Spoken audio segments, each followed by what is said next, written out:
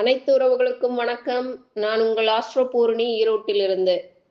இன்னைக்கு நாம என்ன பார்க்க போறோம்னா, ஒரு கிரகம் நன்மை செய்யுமா, தீமை செய்யுமா அப்படின்னு பார்க்கும் பொழுது குருவை எடுத்துக்கலாம். குரு வந்து ஒருவருக்கு நல்லது செய்யுமா, கெட்டது செய்யுமா அப்படின்னு பார்த்தோம்னா, எல்லா கிரகமும் எல்லாருக்கும் நல்லது செய்யும், கெட்டது செய்யும். அதுதான் நிதர்சனமான உண்மை. இப்போ குரு ஒருத்தருக்கு பலமா இருக்குதுன்னு எடுத்துக்கப்போம். அப்போ குரு பலமா இருக்குதுன்னா என்ன?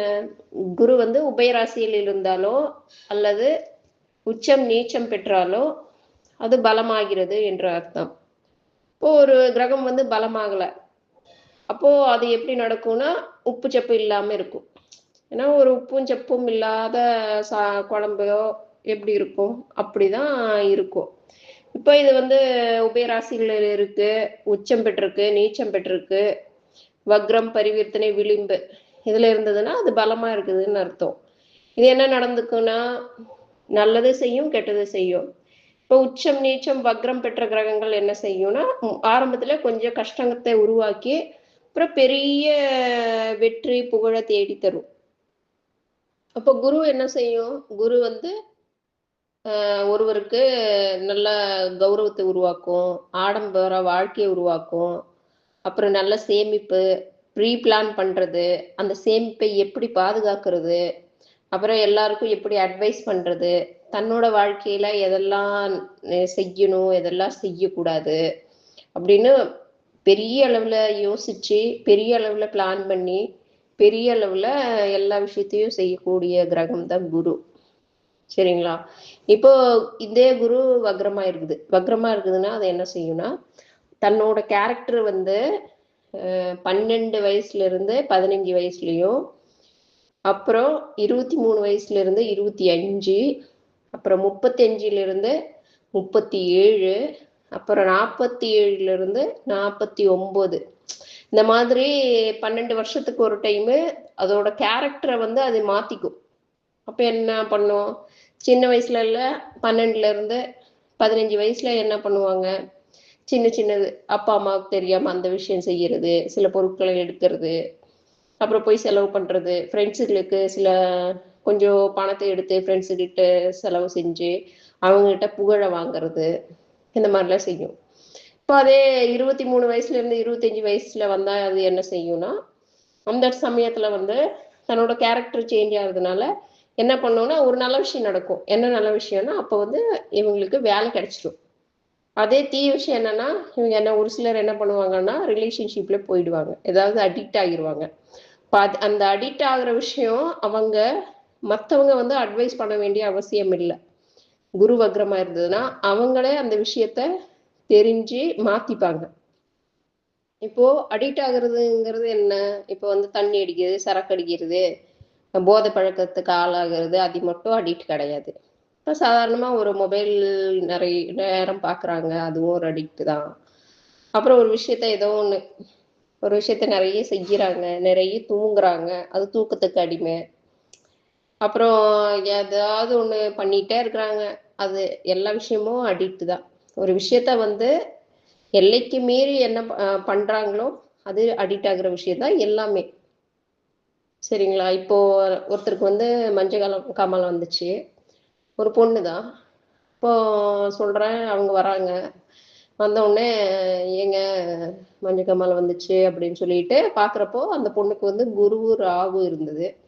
அப்போ நான் என்ன சொன்னேன், ஏதாவது போதை பழக்கம் இருக்குதா அப்படின்னு சொல்லி கேட்குறேன்.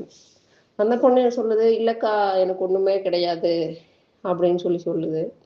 அவன் நான் கேட்குறேன், அப்படின்னா எப்படி அப்படின்னு சொல்லி கேட்குறேன்.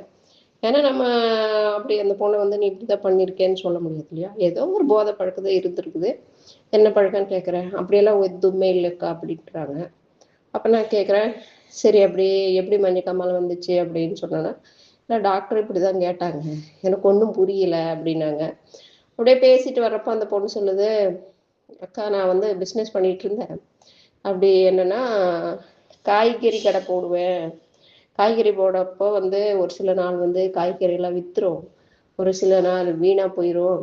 அப்போ வீட்டுக்கு வந்தேன்னா எங்கள் வீட்டுக்காரர் வந்து பயங்கரமா திட்டுவாரு. பிஸ்னஸும் இல்லை, வீட்டுக்காரரு திட்டுறாரு. அதனால எனக்கு தூக்கம் வர மாட்டேங்குது. நைட்டு 10 மணிக்கு தூங்கினாதான் காலையில் 4 மணிக்கு எழுந்திரிச்சு காய்கறி மார்க்கெட் போய் வர முடியும். அப்போ நான் தூங்காமல் இருக்கிறது வந்து எனக்கு உடம்பு சரியில்லாமல் போகுது. அதனால் நான் என்ன பண்ணுறேன்னா, ஒரு நாள் டாக்டர்கிட்ட போகிறப்போ தலைவலி எல்லாம் அதிகமாக வந்துச்சு. அப்போ டாக்டர்கிட்ட போகிறப்போ டாக்டர் சொல்லியிருந்தாங்க, நீங்கள் வந்து தூங்குறதுக்கு 2 டேப்லெட் தான் ஸ்லீப்பிங் டோஸ் எழுதி தந்தாங்க. 6 டேப்லெட் தான் போட சொன்னாங்க. நான் 6 டேப்லெட் போட்டேன்.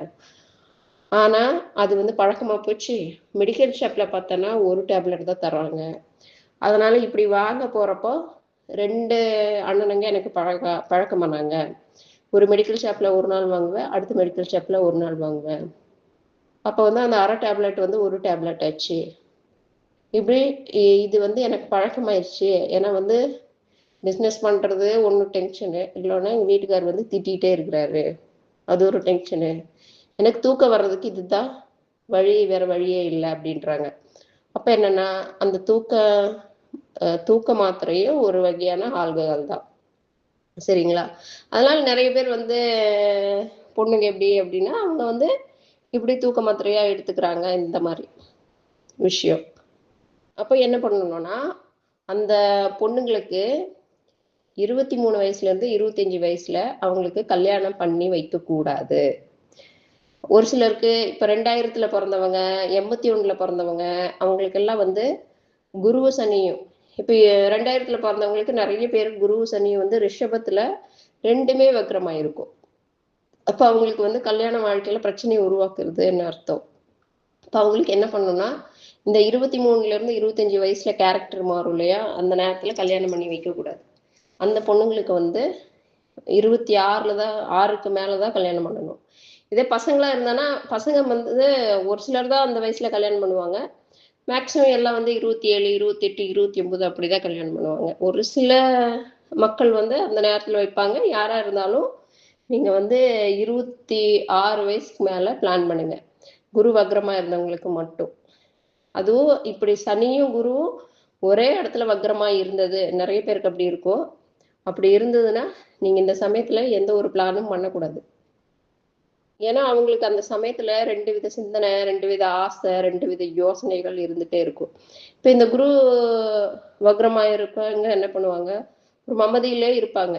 இவங்க என்ன பண்ணுவாங்கன்னா, இப்போ ஒரு கிளாஸ் எடுக்கிறாங்க ஒரு டீச்சரு, அவங்க வந்து ஸ்டூடெண்டா இருப்பாங்க. அவங்க என்ன நினைப்பாங்கன்னா, அவர் கிளாஸ் எடுக்கிறத கவனிச்சுக்கிட்டு மனசுக்குள்ள தன்னைத்தானே டீச்சரா நினைச்சுப்பாங்க. இந்த மாதிரி இருக்கு. அப்புறம் என்ன பண்ணுவாங்க, ஒரு ஃபீல்ட்ல இருப்பாங்க. இப்போ அரசியல்ல இருக்கிறாங்கன்னு வைங்க, அவங்க என்ன பண்ணுவாங்க, தன்னைத்தானே நான் சிஎம் ஆனா எப்படி இருப்பேன்னு கனவுலகத்துக்கு போயிடுவாங்க. இப்போ பேசிட்டு இருந்தாங்கன்னா, ஒருத்தங்க பேசிட்டு இருந்தாங்கன்னா அவங்க மனசுக்குள்ள நினைச்சிட்டு இருப்பாங்க.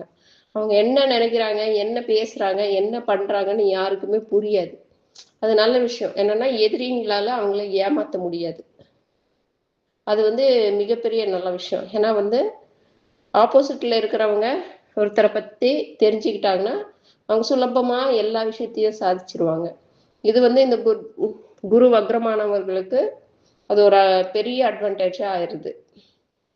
இவங்க என்ன பண்ணுவாங்கன்னா, கௌரவத்தை தேடுவாங்க, பிரபலம் ஆயிடுவாங்க. யாரு கேட்டாலும் இந்த நபர்னா இன்னும் தெரியும் அந்த ஏரியாவில், அந்த மாதிரி. அப்புறம் புகழ் அடைவாங்க, அவங்க குடும்பத்துக்கு புகழை தேடி தருவாங்க.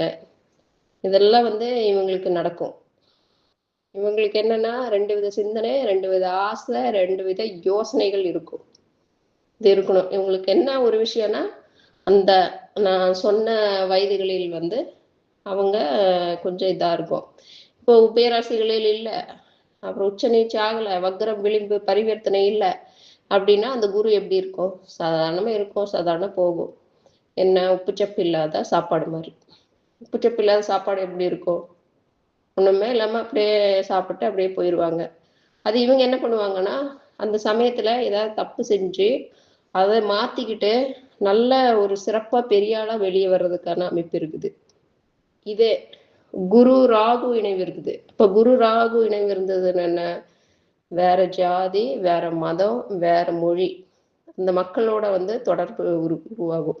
இப்ப காதல் வருதுன்னா இந்த மாதிரி வேற ஜாதி, வேற மதம், வேற மொழி, இவங்களோட வந்து லவ் பண்ணுவாங்க. அப்போ இந்த குரு ராகு என்ன பண்ணும்னா லவ் பண்ணும், பேசும், சாதாரணமாக பேசிகிட்டே இருக்கும், கோயிலுக்கு போவோம், கயிறு வாங்கி 2 பேரும் கட்டிப்பாங்க, அப்புறம் எல்லாம் சுற்றுவாங்க, எல்லாம் பண்ணுவாங்க. பெரிய தவறு செய்ய மாட்டாங்க. ஏன்னா அவங்க என்ன நினச்சிப்பாங்க, அவங்களுக்கே வந்து லவ் பண்ணுறதுக்கு முன்னாடி அவங்களுக்கு என்ன தோணும், இது வந்து இந்த பொண்ணு நமக்கானவ, நாம் லவ் பண்ணோம், கல்யாணம் பண்ணணும்னு நினச்சிக்கோ. ஆனால் கல்யாணம் பண்ணுறத அவசரப்பட்டு போய் தைரியமாக கல்யாணம் பண்ணுற திறமை அவங்களுக்கு இருக்காது, தைரியம் இருக்காது. நிறைய நேரம் பேசுவாங்க, ஒரு பொருளை எடுக்கணும்னு தோணும், போகும், பக்கத்தில் போகும், அப்புறம் இதை எடுத்தால் இது தப்பு ஆயிடுமோ, தெய்வ குத்து ஆயிடுமோ அப்படின்னு சொல்லி திரும்பி வந்துடும். இதே குரு கேதுன்னா என்ன பண்ணுவாங்கன்னா, அவங்க வந்து தன்னோட வயசுல இருக்கிற பொண்ணுங்களையோ, தன்னை விட பெரிய பொண்ணுங்களையோ, ஆண்களாக இருந்தால் என்னன்னா தன்னை விட பெரிய பெண்கள், இப்போ பெண்களாக இருந்தான்னா தன்னை விட சின்ன பசங்களையோ, இப்போ கல்யாணமான நபரையோ, விதவை பெண்களையோ, அப்படி அந்த மாதிரி வந்து எந்த ஒரு பயமும் இல்லாமல் லவ் பண்ணிடும், ரிலேஷன்ஷிப்குள்ளே போயிடும், எல்லாம் பண்ணிடும். டக்குன்னு இது வேணான்னு சொன்னோன்னா டக்குன்னு ஒரே நாளில் மாற்றிப்பாங்க. இப்போ இந்த குரு வக்ரமாக இருந்தாலும், குரு ராகு, குரு கேது வக்ரமாக இருந்தால் மட்டும் தன்னோட கேரக்டரை வந்து உடனே மாற்றிப்பாங்க. ஒரே நாளில் இது வேணாம், இது தவறுன்னா அவங்க எதை பற்றியும் யோசிக்க மாட்டாங்க, அப்படியே அந்த விஷயத்துலேருந்து வெளியே வந்துடுவாங்க. இப்போ குரு ராகுக்கும் குரு கேதுக்கும் என்ன வித்தியாசம்னா, இப்போ ஒரு வயிறு ஒன்று இருக்குது, அப்போ 2 பேரும் ஒருத்தர் குரு ராகு, ஒருத்தர் குரு கேது. இப்போ ஒருத்தர் சொல்கிறாங்க, அந்த வைரத்தை வந்து நீங்கள் 2 பேரும் எடுத்துகிட்டு வாங்க அப்படின்னு சொல்லி அனுப்புவாங்க. இந்த குரு ராகு என்ன பண்ணணும்னா பெருசாக பிளான் பண்ணும், போகும், பக்கத்தில் போகும், அந்த எடுக்கலான்னு போகும், போனோடனே அட இது வந்து எடுக்கிறது பாவம், இந்த தவறு நம்ம செய்யக்கூடாது அப்படின்னு சொல்லி திரும்பி வந்துடும். இந்த குருக்கு என்ன பண்ணணும், பெருசாலாம் பிளான் போகாது, அப்படியே போகும், அதை பார்க்கும், கரெக்டாக அப்படி அப்படியே சுற்றி முற்றி பார்த்துட்டு டக்குன்னு யாருக்கு தெரியாமல் எடுத்துகிட்டு வந்துடும். அதுதான் குரு ராகு பயந்துக்கிட்டு பிளான் பண்ணி அந்த விஷயத்த செய்யாது. ஆனால் குரு கேது பிளான் பண்ணாது, டக்குன்னு போகும், டக்குன்னு முடிவு எடுக்கும், டக்குன்னு எடுத்துகிட்டு வந்துடும். இது வந்து பொருட்களை எடுக்கிறதுக்கு மட்டும்தான், எல்லா விஷயத்துக்கும், பெண்கள் சார்ந்த விஷயம், அப்புறம் ஒரு வேலை செய்கிறது, எல்லா விஷயத்துக்கு தான். ஆனால் குருராக என்ன பண்ணுன்னா அவங்க வந்து இன்ட்யூஷன் தென்படும் அப்படின்னு சொல்லுவாங்க. இன்ட்யூஷன் வர்றப்போ வந்து பின்னாடி நடக்கிற விஷயத்த முன்னாடி அறிந்து கொள்ளும் பக்குவம், பவர் இவங்களுக்கு இருக்கு அப்படின்னு சொல்லி அவங்க நினச்சிக்கிறாங்க. இவங்க வந்து அவங்களுக்கும் அதை அப்ளை பண்ணுவாங்க, மற்றவங்களுக்கும் சொல்லுவாங்க, ஒரு சில நேரத்தில் அது நடக்கவும் செய்யும். இப்போ இதுல இருந்து என்ன சொல்ல வரேன்னா, ஒரு கிரகம் நல்லதையும் செய்யும், கெட்டதை செய்யும். நல்லதை மட்டும் செய்யும்னு சொல்ல முடியாது, கெட்டதை மட்டும் செய்யும்னு சொல்ல முடியாது, 2 விஷயத்தையும் செய்யும். இது வந்து சாதாரணமா இருக்குது, ஒரு சாதாரணமா ஒரு குரு வந்து மகரத்துல இருக்குது, கும்பத்துல இருக்குது, இந்த வக்ரம், பரிவர்த்தனை, விளிம்பு எதுவுமே இல்லைன்னா அது சாதாரணமா இருந்துட்டு சாதாரணமா பண்ணிட்டு சாதாரணமா போயிடும். ஆனா வக்ரம், விளிம்பு, பரிவர்த்தனை இந்த மாதிரி இருந்ததுன்னா ஆரம்பத்துல கஷ்டப்பட்டு அனுபவத்தை பெற்று பெரிய புகழ், பெரிய அளவில் முன்னேற்றம், பெரிய செல்வம், பாதுகாக்கக்கூடிய தங்க நகைகள் சேமிப்பது, சொத்துக்கள் சேமிப்பது, இப்போ பெரிய பெரிய சொத்துக்கள், பெரிய பெரிய செல்வ செழிப்புக்கள் எல்லாமே குரு தான். அப்புறம் பெரிய உயர் பதவி, புகழ், பதவி வர்றது, ப்ரமோஷன் கிடைக்கிறது எல்லாமே குருவினால் தான் கிடைக்கிறது. அப்போ என்ன பண்ணணும்னா சப்ஸ்கிரைப் பண்ணுங்க. குரு உபயராசிகளில் இருந்தாலோ, உச்சம் பெற்றாலோ, நீச்சம் பெற்றாலோ, வக்ரம், பரிவர்த்தனை, விளிம்பில் இருந்தாலோ உங்களுக்கு வந்து பெரிய அதிர்ஷ்டம், பெரிய யோகம் எல்லாமே. ஆனால் என்னன்னா கொஞ்சம் கஷ்டப்படுத்தி அப்புறம் எல்லா விஷயத்தையும் தரும். அனுபவப்பட்டு வர்றவங்க திறமைசாலியா வருவாங்களா, அப்படியே வர்றவங்க திறமைசாலியா இருப்பாங்க. அனுபவப்பட்டு வர்றவங்க அந்த விஷயம் சார்ந்து நல்லதையும் கெட்டதையும் தெரிஞ்சுப்பாங்க, அவங்க தான் பெரிய அளவில் முன்னேறக்கூடிய அமைப்பு இருக்கு. அதனால உபயராசிகளான மிதுனம், கன்னி, தனுசு, மீனம் மற்றும் குரு உச்சமாகும் கடகம், நீச்சமாகும் மகரம், இந்த இடத்தில் குரு இருந்தாலோ அல்லது வக்ரம், பரிவர்த்தனை, விளிம்பில் இருந்தாலோ அந்த குரு யோகமான குரு அப்படின்னு நீங்க எடுத்துக்க வேண்டியதுதான். மற்ற இடத்துல இருந்தனா யோகமும் இல்லை, கஷ்டமும் இல்லை, பிரச்சனையும் இல்லை, சாதாரணமா அப்படியே வந்துட்டு அப்படியே போயிட்டு அப்படியே இருக்கும், சாதாரணமா இருக்கும். இந்த இடத்துல இருந்தா மட்டும்தான் அந்த குருனால உங்களுக்கு மிகப்பெரிய வளர்ச்சி, மிகப்பெரிய புகழ் எல்லாமே கிடைக்கும். சரிங்களா?